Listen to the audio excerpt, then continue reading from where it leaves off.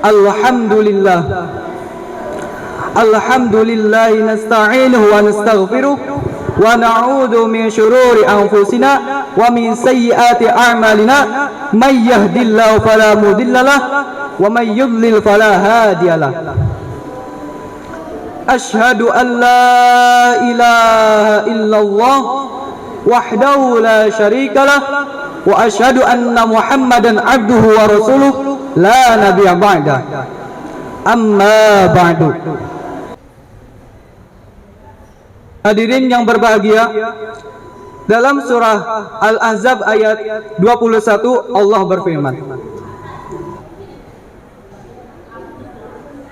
A'udzu billahi minasy syaithanir rajim. Bismillahirrahmanirrahim. Laqad kana lakum fi rasulillahi uswatun hasanatun liman kana yarjullaha wal yawmal akhir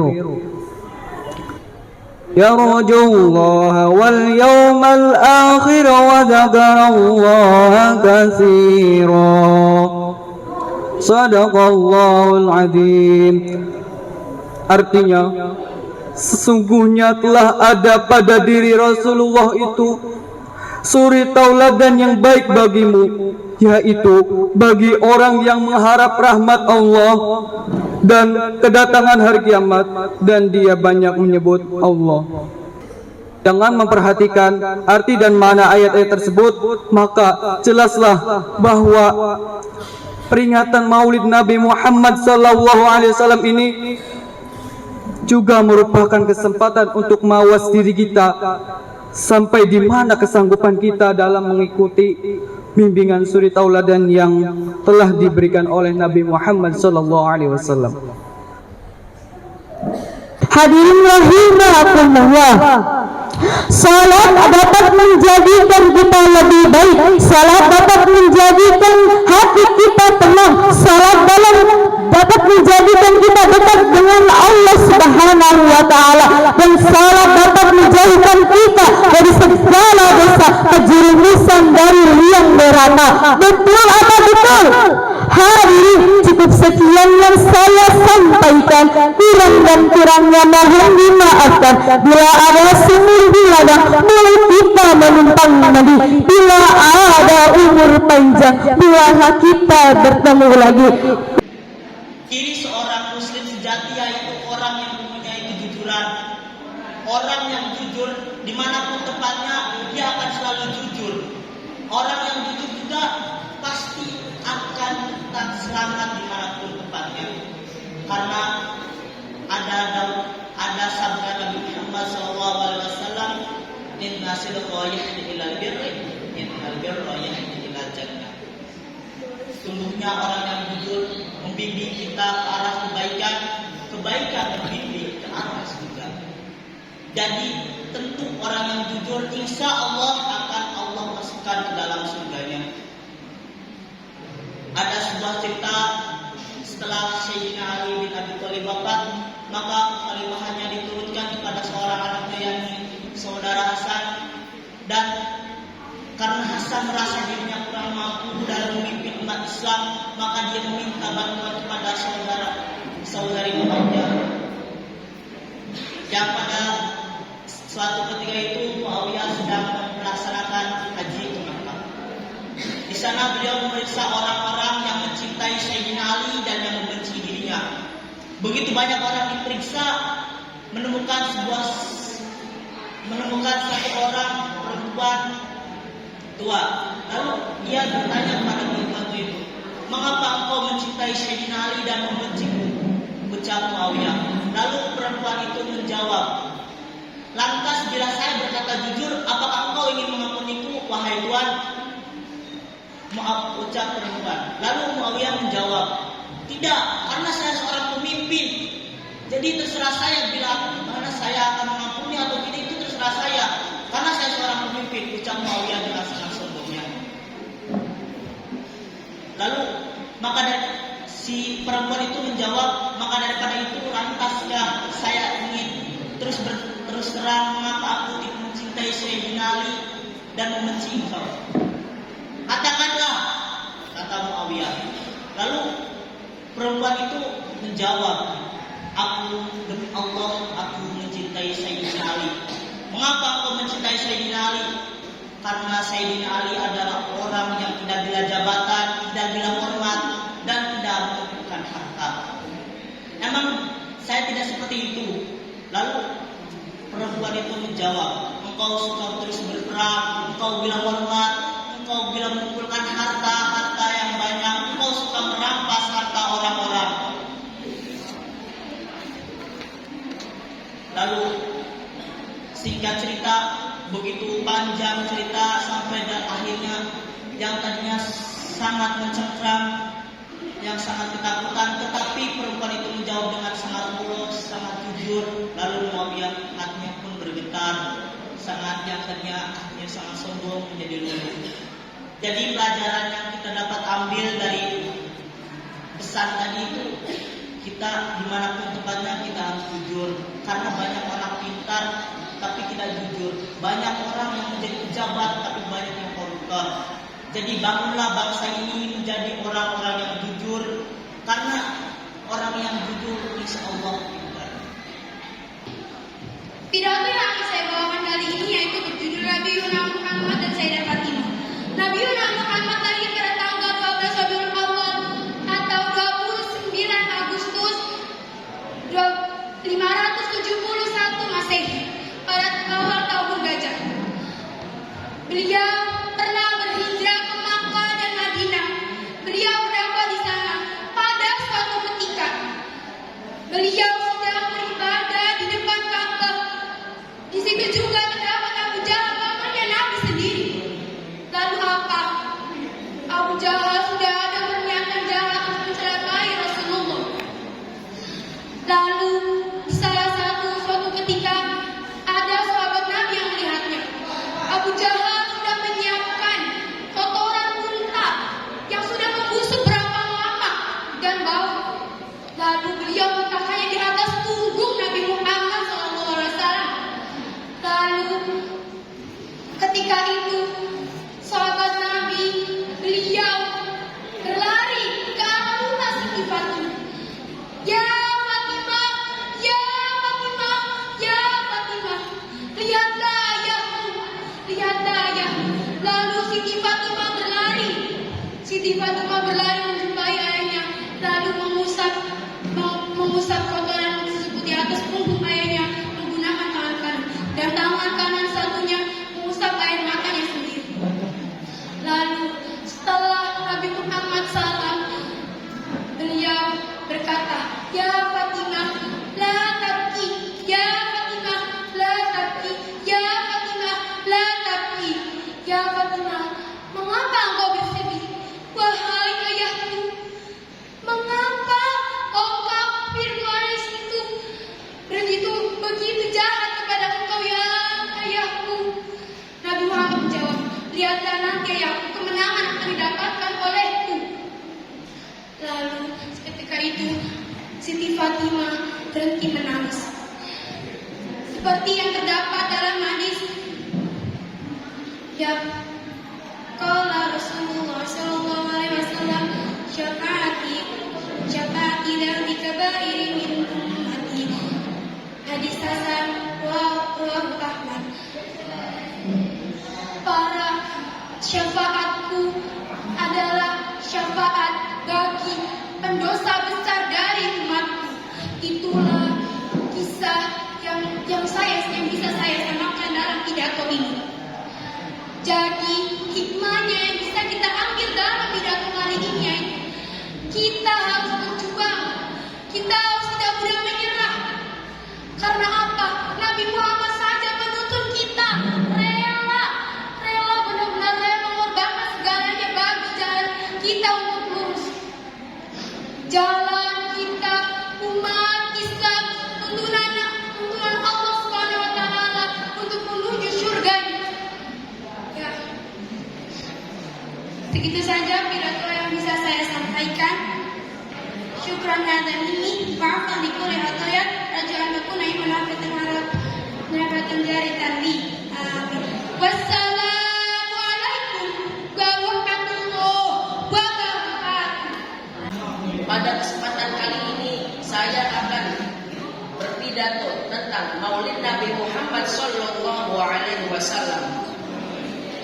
Pada tanggal 12 Rabiul Awal dilahirkan seorang yang mulia, yakni Habibana wa Nabiyana wa Maulana Muhammad Sallallahu Alaihi Wasallam, yang merubah peradaban sejarah dunia. Pada kelahiran kanjeng Nabi Muhammad Sallallahu Alaihi Wasallam, dalam beberapa riwayat disebutkan beberapa ciri. Alam semesta bergembira, langit redup, bumi menjadi sejuk, dan pohon-pohon berbuah dengan sempurna. Dengan firman Allah ayat Al-Quran surat Al-Imran ayat 31 yang berbunyi, A'udzu billahi minasyaitonir rajim. Bismillahirrahmanirrahim. Qul in kuntum tuhibbunallaha fattabi'uni yuhibbukunallaha wa rasuluhu. Yang artinya, katakanlah Nabi Muhammad, jika kamu mencintai Allah maka ikutilah aku. Niscaya Allah akan mencintaimu dan mengampuni dosa-dosamu. Sesungguhnya Allah Maha Pengampun dan Maha Penyayang. Salam ya salam, wahai juriku. Salam ya salam, wahai temanku. Salam ya salam, wahai semua. Ajibu salam ilaikunna jami'ah. Baiklah, berdirinya saya di sini bukan untuk stand up comedy, bukan untuk promosi Shopee, apalagi menjual diri. Tetapi berdirinya saya di sini ingin menyampaikan sedikit ilmu yang saya ketahui. Hadirin rahimakumullah, Nabi Muhammad ialah sang pelita yang memberikan cahaya dan patut untuk kita contohkan pada alatnya. Nabi Muhammad ialah orang yang sangat Allah cintai dan kekasih Allah. Seperti yang kita ketahui, Nabi Muhammad ialah utusan Allah, Allah yang menyayanginya, Allah yang sangat mencintainya. Nabi Muhammad juga diutuskan oleh Allah untuk menyempurnakan akhlak umat Islam di dunia. Yang pertama adalah sifat rendah hati. Banyak manusia di zaman sekarang ini pamer, sombong, ria. Tapi apakah Nabi Muhammad pernah seperti itu? Tidak pernah. Nabi Muhammad selalu rendah hati, tidak pernah sombong, tidak pernah pamer hartanya. Mengapa kita yang manusia kecil bisa kalah dengan beliau? Marilah kita mencontohkan beliau. Hadirin yang dirahmati Allah. Yang kedua adalah akhlak yang mulia. Nabi Muhammad itu memiliki banyak sekali akhlak mulia. Namun beberapa hal kecil sering terlupakan. Contohnya berkata kasar, membentak orang tua, lalu berkata yang tidak baik, berprasangka buruk, dan juga berbuat keji. Nabi Muhammad sering dicaci, Nabi Muhammad sering dihina. Tapi apakah beliau membalasnya? Tidak. Beliau tidak membalas itu, tapi beliau mendoakan orang tersebut. Seperti dalam Mahfudz, utruki syarra yatruk, tinggalkanlah kejahatan, niscaya kejahatan itu akan meninggalkanmu. Apa maksudnya? Apabila kita meninggalkan kejahatan, kejahatan itu pun akan dengan sendirinya meninggalkan kita. Semoga kita semua dijauhkan dari kejahatan. Amin amin ya rabbal alamin. Lalu yang ketiga adalah sifat kasih sayang kepada sesama manusia, kepada hewan, kepada tumbuhan, semuanya. Nabi Muhammad dari dulu sampai sekarang terkenal akan sifatnya yang lemah lembut. Beliau selalu memaafkan sahabat-sahabatnya, berbuat baik kepada sahabatnya, sehingga mengampunkan dosa para sahabatnya kepada Allah Ta'ala. Serta Nabi Muhammad juga terkenal dengan keakrabannya dengan anak kecil. Saya memiliki suatu cerita. Pada suatu hari, Nabi Muhammad sedang menjadi imam di suatu masjid. Lalu, ia mendengar seorang anak kecil menangis. Lantas apa yang beliau lakukan kemudian? Beliau mempercepat sholatnya. Mengapa demikian? Karena beliau tahu apabila ibunya mendengar anak kecil itu menangis, maka hatinya akan terisau. Sungguh mulia, Masya Allah, sifat ini.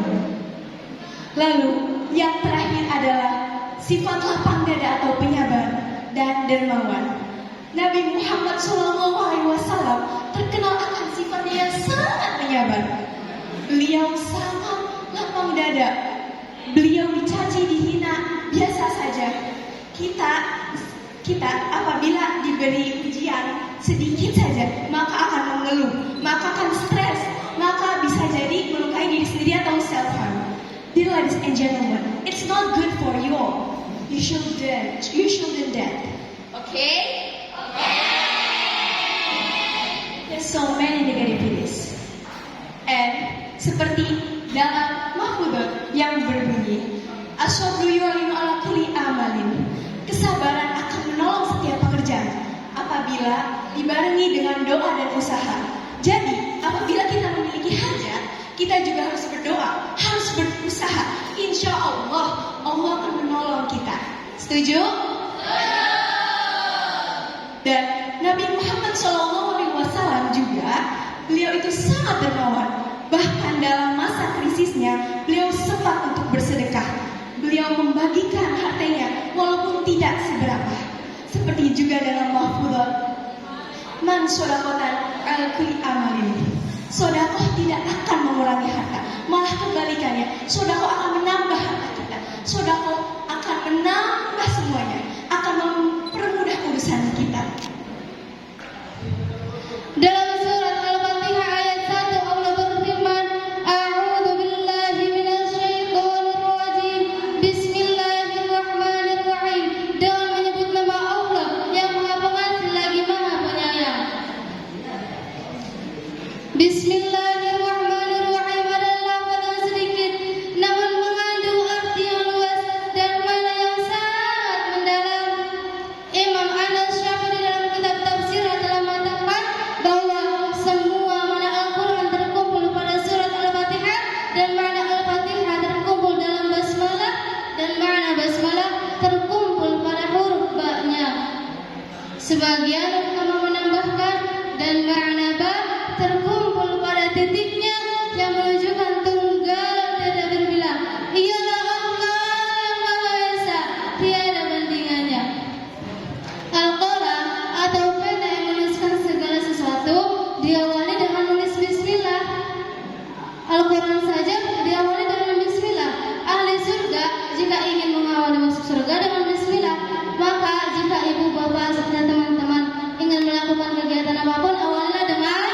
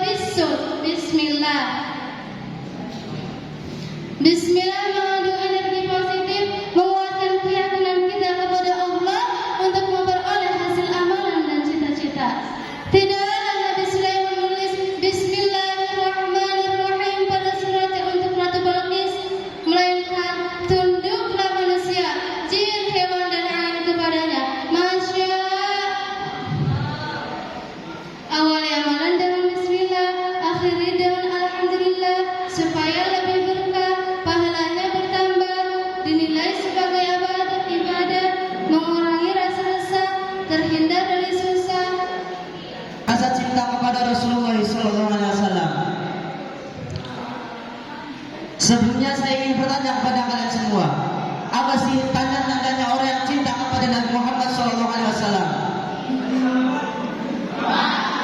Ya, salah satu salawat benar. Tapi kalau Rasulullah bin hadis, man ahya as-sunnati faqad ahabbani wa man ahabbani kana ma'i fil jannah. Yang mana artinya, barang siapa yang telah mencintaiku, berarti ia telah menghidupkan sunnah-sunnahku, dan barang siapa yang menghidupkan sunnah-sunnahku, maka dia akan di surga bersamaku. Dalam hadis tersebut menjelaskan bahwasannya jikalau kalian ingin masuk surga bersama Rasulullah, kalau di surga nanti dengan mengamalkan sunnah Nabi, apa yang telah dikatakan Nabi. Dan telah berkata Rasulullah, awal nasib fi yaumil qiyamah antarahu alaihi salat. Orang yang paling dekat denganku ya di hari kiamat nanti adalah orang yang paling banyak membaca salat kepadaku. Jadi janganlah kalian sepelekan yang namanya salawat. Salawat walaupun kalian dengan sombong buat salawat, dengan lalai buat salawat, tetap salawat yang namanya salawat diterima oleh Allah. Berdirinya saya di sini untuk menyampaikan sedikit pidato tentang pentingnya menuntut ilmu. Ilmu berperan penting dalam kehidupan sehari-hari. Dengan ilmu kita bisa bermodalkan kesuksesan dan kebahagiaan. Dari mana kita menuntut ilmu? Dari Giongan sampai ke liang lahat. Teringat satu hadis yang saya ingat, talabul ilmi faridatun ala kulli muslimin wa anna talabul ilmi yastaghfirul awwala kulli syai'in hatta kana fil bahri. Sesungguhnya orang yang menuntut ilmu itu wajib hukumnya bagi seorang muslim laki-laki dan seorang muslim perempuan, baik yang muda maupun yang tua. Dan ikan pun merasa salut terhadap orang yang menuntut ilmu, bahkan ikan pun memintakan ampunan kepada Allah untuk orang yang menuntut ilmu. Dengan menuntut ilmu, kita niatkan dengan membersihkan diri kita dan menghilangkan kebodohan. Kita niatkan untuk menegakkan agama Islam, karena dengan ilmulah tegaknya agama Islam. Hadirin yang saya hormati, Anda tidak bisa mendapatkan ilmu dengan baik dengan mendapatkan 6 perkara. Apa itu 6 perkara tersebut? Ternyata sahabat Ali mengatakan 1. Yang pertama, cerdas. Anda tidak cerdas dengan pintar itu beda. Jika cerdas, Anda bisa mengatur dengan waktu, Anda bisa mengatur waktu dan yang lain sebagainya. Yang kedua, semangat. Anda jika menuntut ilmu itu harus semangat dalam belajar maupun yang lainnya. Yang ketiga, sabar. Orang yang menuntut ilmu itu harus sabar, walaupun ilmunya tidak masuk, walaupun ilmunya tidak masuk, apalagi yang tidak masuk, Anda harus sabar. Yang keempat, biaya. Orang yang menuntut ilmu itu harus butuh biaya. Yang kelima adalah guru. Menuntut ilmu itu harus ada guru, dan jika orang menuntut ilmu tidak ada guru, bagaimana kita bisa menerima suatu pelajaran tersebut? Yang keempat, yang keenam, tulis zamanin, waktu yang lama. Kita itu harus menuntut ilmu yang lama. I don't forget to say thanks so much to the MC, Master of Business of Ceremony, honorable all my friends whom I know. Dear ladies and gentlemen, standing in front of you all, I would like to deliver my piece under the title Perjuangan Seorang Ibu. Ibu adalah sosok yang sangat mulia. Perjuangannya telah mengandung kita selama 9 bulan. Tidak kenal lelah, letih.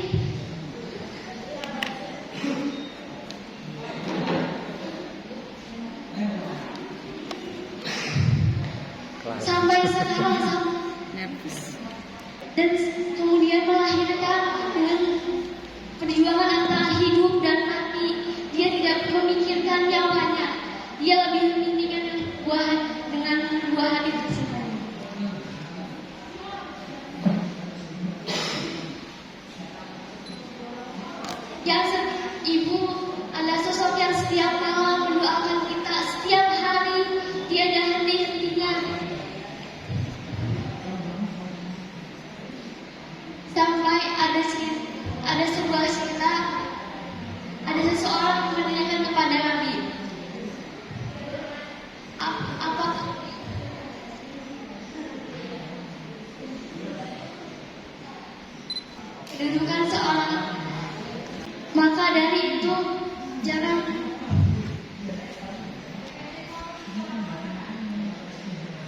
dari itu marilah kita belajar sama-sama untuk tidak menyakiti hati seorang ibu. Ridhallahi fi ridha walidaini wa sukhtullahi fi sukhti walidaini. Ridha Allah tergantung pada ridha orang tua.